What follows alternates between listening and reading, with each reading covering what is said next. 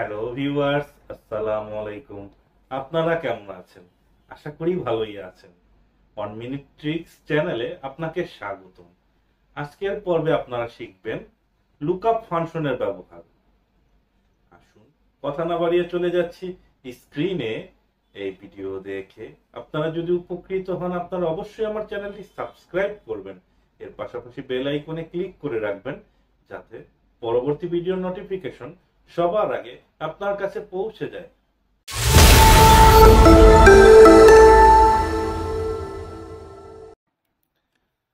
আজকে আমরা দেখব লুকআপ ফাংশন। এখানে একটি ডাটাবেস দেওয়া আছে, office ID, name, salary structure, basic, house rent, convince, medical এবং টোটাল স্যালারি। তো এখানে অফিস আইডি অনুসারে আমরা নেম এবং টোটাল স্যালারি খুঁজে বের করব।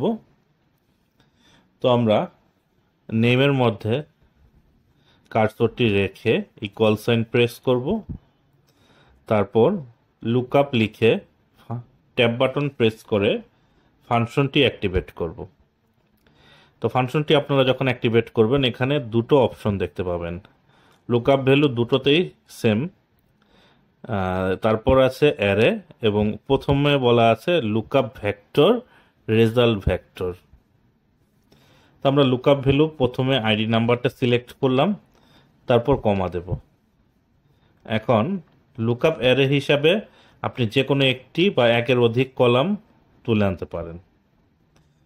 যদি আমি একটি কলাম রাখি, তাহলে এখানে অফিস আইডি যেটা আমার সেই ডাটাটা খুঁজে দেবে, IAT001। এখন এইখানে যদি আমি দ্বিতীয় ডাটাটি রাখি এখানে, অর্থাৎ অ্যারে হিসাবে যদি আইডি নাম্বারের পরিবর্তে নেমটা রাখি, সঠিক নেমটা আসবে না, কারণ এখানে লুকআপ ভ্যালুর সাথে সে ম্যাচ করতে পারছে না। কিন্তু অ্যারে হিসাবে যদি আপনি নেমটা চান, আপনাকে অবশ্যই আইডি নাম্বারের সাথে দুটো কলাম একসাথে সিলেক্ট করতে হবে। তা আমরা এখানে দেখুন লুকআপ ভ্যালু যেটা দেয়া আছে, এটা আমরা ব্র্যাকেটটি ক্লোজ করে দিলাম এবং B23 এটা জায়গায় আমরা একসাথে দুটো কলাম সিলেক্ট করব, এ এবং বি কলাম একসাথে। তাহলে এটা আইডি নাম্বার অনুযায়ী লুকআপ করে আপনাকে এনে দেবে নেম। তো আমরা এখানে দ্বিতীয় যে আর্গুমেন্ট আছে লুকআপ ভ্যালু এবং অ্যারে, এটার কাজ আপনারা দেখলেন লুকআপ ফাংশন কিভাবে কাজ করে। এখন আপনি যদি একসাথে সম্পূর্ণ ডেটাবেসটি সিলেক্ট করে দেন, আসুন দেখি রেজাল্টটা কি দাঁড়ায়।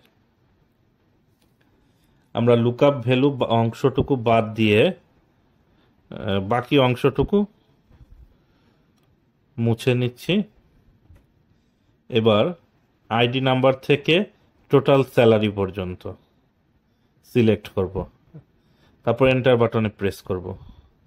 তাহলে আমার 1 নম্বর আইডিতে টোটাল স্যালারি কত আছে সেটা দেখাবে। তাহলে অ্যারের কাজটা কি আপনারা বুঝতে পারছেন? আপনি একসাথে যতগুলো কলাম সিলেক্ট করবেন, সর্বশেষ কলামের রেজাল্ট আপনাকে এনে দেবে আইডি নাম্বার অনুসারে। কিন্তু আমাদের তো কলাম ওয়াইজ এখানে নেম লেখা আছে, নেম এর রেজাল্ট লাগবে।